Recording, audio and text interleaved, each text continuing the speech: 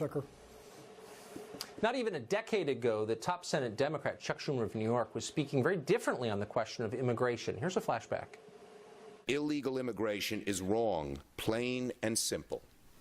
Until the American people are convinced that we will stop future flows of illegal immigration, we will make no progress on dealing with the millions of illegal immigrants who are here now. People who enter the United States without our permission are illegal aliens, and illegal aliens should not be treated the same as people who entered the U.S. legally. Something changed. It wasn't the nature of illegal immigration, which has stayed constant over the years. It was the electoral calculus of those in power, as you know. Chris Hahn is a radio show host. He once worked on Schumer's staff, and he joins us tonight. Chris, what is going on with the Nazi references? I thought that there was an agreement that all rational people bought into, that this is not Nazi Germany. You may disagree with the policies of the other side, but that you shouldn't compare people to Hitler. And in the last 3 days, I've seen it over 20 times on television, all of them from the left. When did we decide it was okay to refer to fellow Americans as Nazis? I don't think we've decided that. I think people's passions are inflared right now because we're seeing what's happening at the border, and it is very disturbing. Anybody who listened to that ProPublica audio of what's going on with children crying for their mothers has to be ashamed of what's being done by the President of the United States to people seeking a better life for their children. Look, I get it. I get it. Wait, hold on. I get it. And there are a lot of things that I'm offended by. The fact that your boss, former boss Chuck Schumer, advocates for third-term abortion for sex selection and defends it, which he does, enrages me. But I'm not calling him a Nazi. I'm not. It is true, actually. Planned Parenthood has an explicit policy in favor of sex selection and abortion. No. I'm not calling him a Nazi because I think that destroys our public conversation. Yeah. Why would you make excuses for that? Well, let me start by addressing your abortion point. Roe v. Wade took the state out of abortion. It's a woman's choice. And people defend a woman's right to choose and not to have the state dictate them. What's happening at the border right now is being done by the president to a group of people in our name. But it's very different. You're missing my point. No, that's actually. You're wrong. Look, I don't want to have an abortion debate with you, but the point here's how they're similar. We disagree. I think that lives are being taken, and I think it's immoral. But I'm not referring to the people in favor of that policy as Nazis. Because I think things start to fall apart when you don't control your emotions sufficient to have a rational conversation. And the left isn't even trying. And all your little water carriers in the media aren't even trying. And they're nodding in their bovine way. Oh, it's like the Nazis. What do you think is going to happen if we keep talking like that? Honestly, what do you think is going to happen? I agree, but when people start saying people are supporting late-term abortions, no, they're not. They're supporting a woman's right to choose. What's happening right now is the United States of America is taking people from their mother's arms. That is wrong. The president alone can fix it, and he should. Do you ever pause and think, maybe this has happened before, like every single day? Peter Kirsanow, in the segment before you, pointed out that more than 4,000 African-American women are separated by force from their kids every year by the U.S. government in our name because they go to jail. Right. Just like people who are facing felony charges for reentry go to jail. And so that doesn't seem to bother the left. Why is that? People who commit felonies should go to jail. People who are coming into this country and seeking asylum should not be separated from their children. And crossing the border illegally is a misdemeanor, not a felony. No, that's not true. If you cross a second time after having been sent out, it is a felony. No, it's a felony, actually. That's true. Well, okay, look, so here's the point. And I'm not even still doing. Okay. You're wrong. Okay. But does it bother you that people busted for misdemeanors before being convicted of anything, they are innocent in the eyes of the law, are separated from their children? It happens all the time. Look, I'm not defending it. I'm just saying, why the selective outrage? You never say word one about it. In our name, it's immoral. You're a Nazi. No one ever says that about it happening to Americans. I'm not calling anybody a Nazi.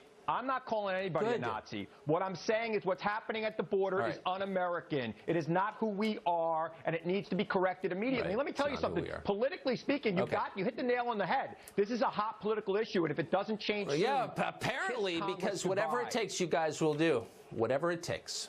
It's about power. Chris, thank you. Please. It's true. Yeah. Ryan Patrick is a U.S. attorney for the Southern District of Texas. He's right in the middle of all of this. He handles a large number of border cases, and he joins us tonight for clarity on what's actually happening on the border. You are there, you know. Give us a snapshot of what it looks like through your lens. Well, thank you, Tucker. The Southern District of Texas is really the epicenter of a lot of what is going on. My district includes not only Houston, but Laredo, McAllen, Brownsville, and Corpus Christi. And what we have seen over the last 4 years is a five-fold increase, up to 75,000 family units crossing the border, and it's mainly concentrated in the McAllen area.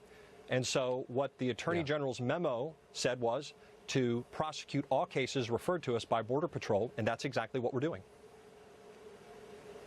So from your perspective, and you are one of the keepers of the numbers on this, the incidence of family units, as you put it, trying to cross over illegally has risen dramatically, it sounds like. It has. And for the last about decade, the Attorney General, as he said, basically a magic wand was waved over people who crossed illegally with children, and they, for the most part, were not referred to for prosecution.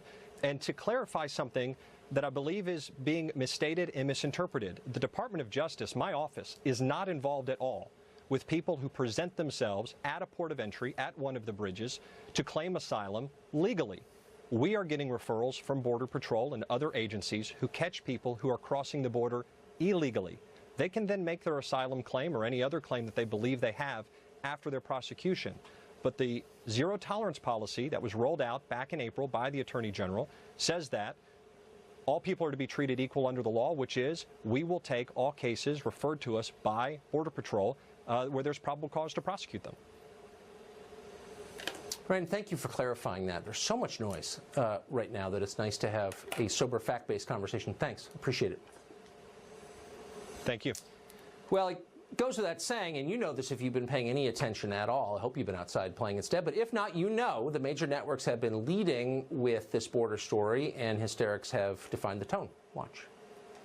Children are being separated from their parents, part of the Trump administration's zero-tolerance policy. The crackdown on illegal immigration has split families and members of the Republican Party. Thousands of children taken from their families and locked behind chain fence walls like cages. It's not like there was another story to cover. Oh, wait, there was. Weirdly, over the weekend, 23 Americans were shot in Trenton, New Jersey. It was one of the biggest mass shootings of the year. Have you heard about it? Probably not until now. And you certainly haven't heard any of the anti-gun rhetoric that was ubiquitous just a few months ago. There haven't been any marches. You haven't seen anyone attack the Second Amendment. How can we go after guns when a single migrant remains unadmitted to the United States? Beverly Hallberg is president of District Media Group, and she joins us tonight. Beverly, it's a little weird that you could have a mass shooting in a country where one political party pledged to stop them forever, and they don't even notice. I thought they cared more about protecting kids than anything else. How could 23 people get shot in Trenton? Was it because they were mostly poor and black that they didn't notice, or what is the answer?